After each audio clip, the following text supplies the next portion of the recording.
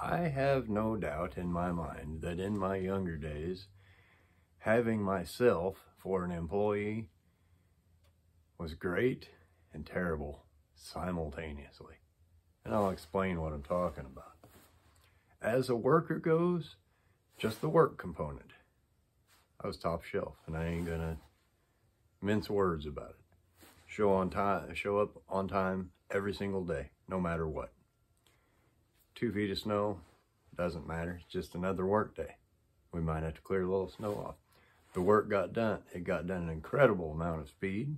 It was done well, properly, thoroughly, on time or before schedule, the whole shebang, until the other side of this coin, till I felt I was done wrong. Now that could be an annual evaluation, which actually happened for me, where the first year of employment, didn't miss a single day, wasn't late a single time, worked overtime anytime, and every time I was asked, you can't do any better as far as attendance goes. And then to get an evaluation for the year with a 1 to 5 scale and get a 3 on it, which was good. What do you mean it was good? You can't do any better. That's a 5, no matter how you look at it. And the justification presented to me was, well, you can't start at the top. Well, you can if you're at the top. Now I felt slighted. Fix it or we're going to have a problem. And it wasn't fixed. It was left at a 3, so I called in the next day. Called out, I think they call that now. No show. You know, called in, I'm sick. That ain't right. As far as the work goes, you're going to look long and hard to find somebody that could do it better or more efficiently or whatever the case. It's all that little stuff in between, especially in my youth, where Houston's, well, you got a problem here. This guy's off the chain. And there may or may not have been a time where somebody else had to pee into a little cup. There may or may not have been some fist fights on the job site. Hey, stuff happens sometimes. It's crazy. And it really is a terrible way to be an employee. And I know that now because I was put in the other position, working as myself for a decade. The employees I wanted were just as I described. Be where you're supposed to be there on time or early, get the job done thoroughly. If we got time and everything's done and looking great and we got time to goof around or whatever the case may be, I have no problems with that. And I always tried as an employer to overpay anybody that I ever hired. The whole notion of being paid by the hour to me is unacceptable, really. You're going to tell me that my eyebrow looks huge on this. It's so weird. It's not really huge. It's just the lighting hitting my old eyebrow. Anyway, you're going to tell me that somebody's worth $10 an hour or $14 an hour? This is your life. This is your time. And you're going to tell me that somebody's worth $20 for each hour of their life that you're buying. It's supposed to be a trade-off of equal value. The work buys the money buys the work. Otherwise, the employees wouldn't show up. And companies have largely forgotten this. They love to have meetings and they love to hear themselves talk. It could have been handled in an email. And therefore, there's more time to do the actual work. We don't necessarily need to have a meeting about it. Not if everybody already has the information. That's a whole other subject I might get into on a later video. Point being paid by the hour. And to tell someone that the time of your life and the effort you're going to expound here is worth $16 an hour. Are you kidding me? For a productive employee that actually works all 59 minutes of an hour, to me, that should be a minimum $50 an hour. But I don't like the whole notion of it. It should be, hey, I'll hire you today. Here's the job in front of us. That's, I don't know, $250. If you do a great job for me, I'll give you $300 because you've made my job easier. But employers don't look at it that way. And they never have. They wanted everything that they could possibly get for the least amount of money they could possibly expend. So this whole notion on the jobs of paycheck jobs we're talking about, benefits, and of course they're going to slam your medical and decrease it and make it worse and make it work in their favor. I mean, never mind the huge breaks they're getting for having whatever they might have, 130 employees on the same medical plan. Never mind that management has this plan and the little hourly workers have a different plan, and they pay more sometimes for this crappy plan. Paid days off, and they try to act like there's perks to get, yeah, we're not going to pay you as much, but the time off you might be able to accrue, maybe, and maybe you can use it when we say you can and how you can. I mean, the whole system is just bad juju.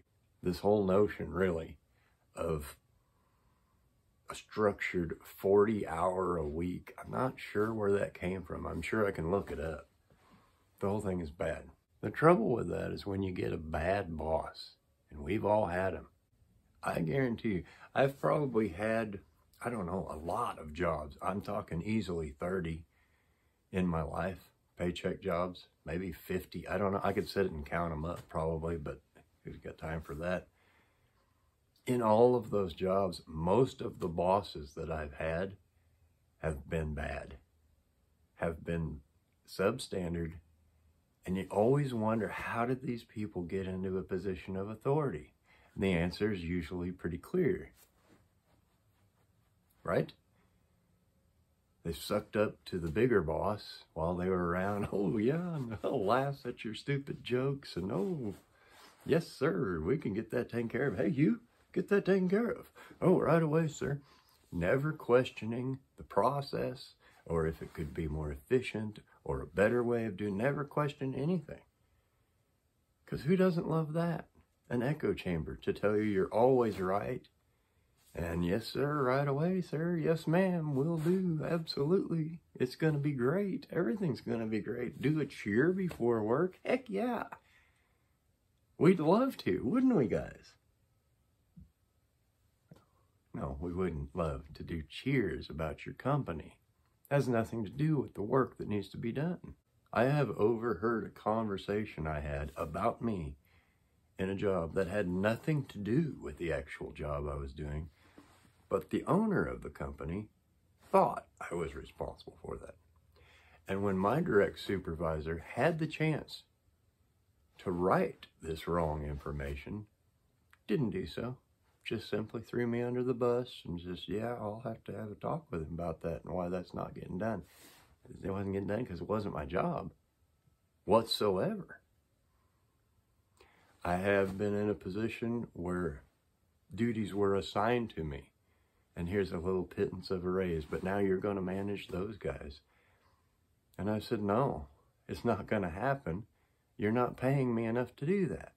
Well, rather than have an actual, man-to-man confrontation, old Weasel Nuts gets on the phone with he's telling me no.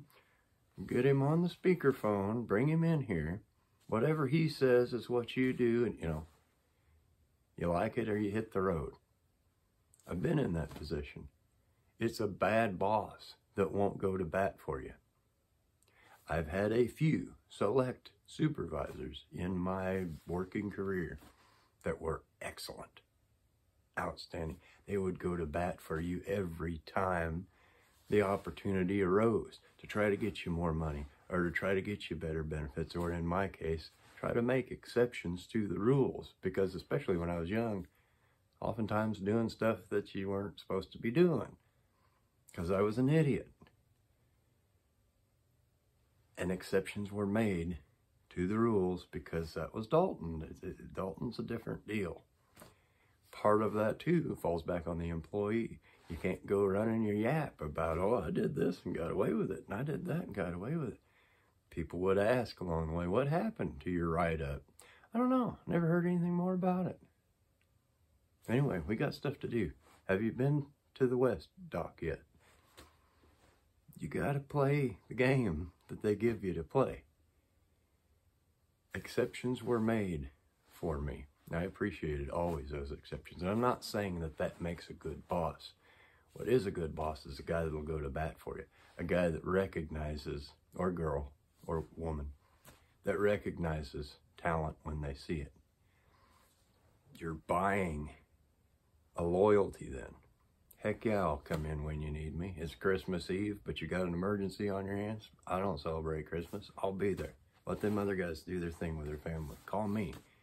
It's not a big deal, man. I'll take care of it. It's a two-way street.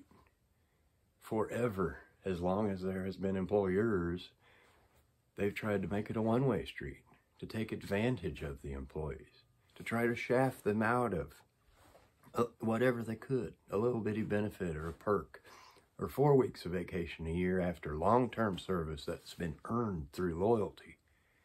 Now the company only does 3 weeks. Why? Because we can save a little more money that way. We don't have to pay you when you're not here.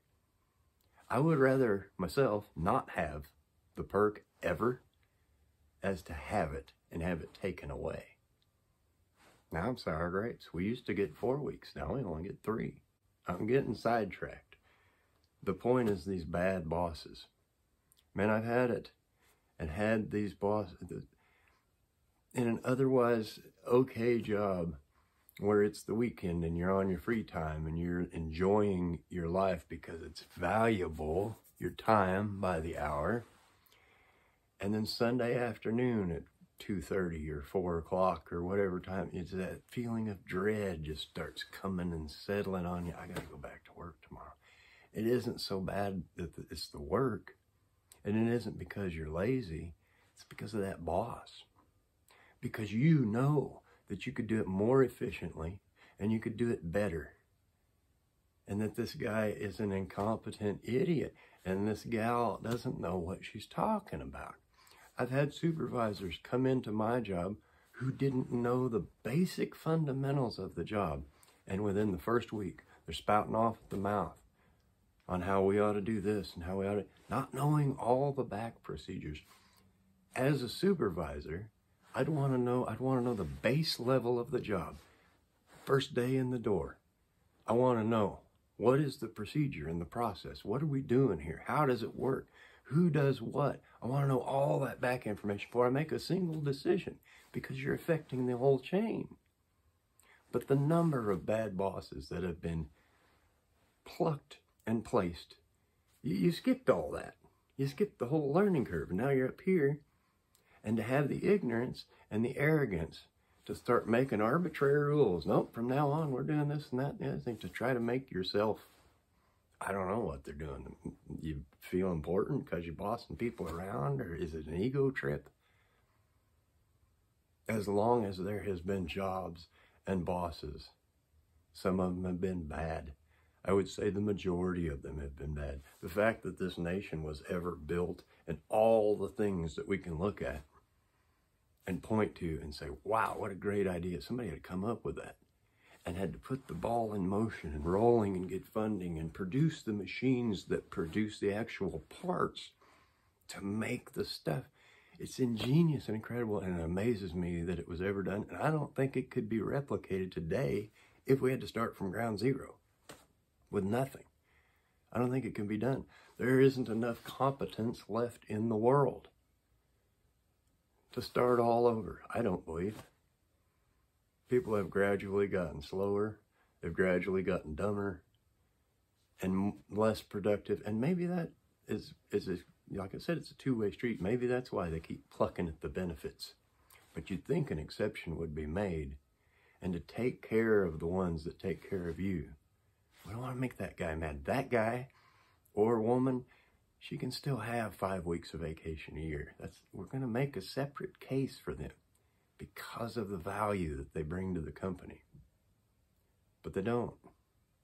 They just keep picking and plucking, and oh, we can't take the company vehicle home anymore. We've done away with that. I know that we promised you a gasoline stipend when you hired on, but the company's doing away with those. Sorry. They don't even say sorry. They just say, well, it came down from corporate. You know, that's gone now.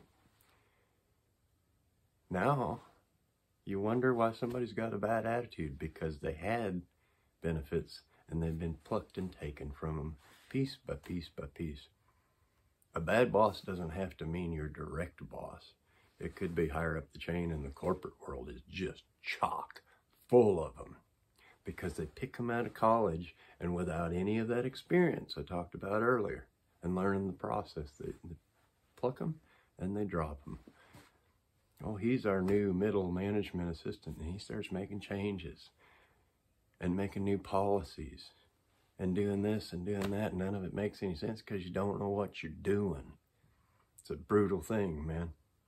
So what is the point in all this? We've all had bad bosses. We probably, the majority of us, currently have a bad boss. What is the answer? Try to go to work for yourself. Or get rich quick somehow. That's the only two viable options I see. Because you're not going to fix it. It's rampant. It's been around, like I said, as long as there's been supervisors and employees. You're never going to be able to eliminate the bad boss. That's the sad truth of it. You can hope that they quit. You can hope they transfer. Sadly, a lot of those people get plucked out of their current company and dropped into a different company and in even higher positions. So now they can screw up more things in that operation. But you can hope. You can hope that they get plucked out and dropped in because they know somebody over there. It's not based on merit. It's based on who you know. Or you can get a different job, try to hope for better. I mean, it's not going to be any different somewhere else. Or, sadly, and we've all probably experienced this, if it was great when you started, maybe that guy retires, or this lady transfers out. Oh, when Mary was here, it was great. She took care of us. She did all this extra stuff, and she really looked after us, and she retired. And now we got Jim. Jim don't give a crap about nothing. He doesn't answer his phone. He says he's working from home, but he won't answer his email. He's not available. You know, he's just crap. It's just crap festival. Only thing I can tell you, man, go to work for yourself and see how valuable your time is. This notion, $16 an hour, $22 an hour. Your time is way more valuable than that because it's limited, and that's all you get. Once it's spent, it's gone. Go to work for yourself. You'll see the difference between a good boss. You'll find out the difference between being paid for a job and being paid a pittance for repeat performance. Got to get 40 hours a week, but no overtime. Not so much as a single minute of that. You didn't even reach your 40 hours last week. You're at 37 and a half. We looked. How to track the employees. Got a phone that shows where they're at all times. Heaven forbid they take 5 extra minutes to catch their breath and straighten out their back. Man, that's tough. But it's a good job. There's no calculation for that. The programming says that you were inactive. I mean, come on. You can put your comments in the thing. I always enjoy reading them. Whether they agree with me or not, doesn't matter. It's called interaction. I dig it. Thank you for watching. I do appreciate your time. I will see you next time.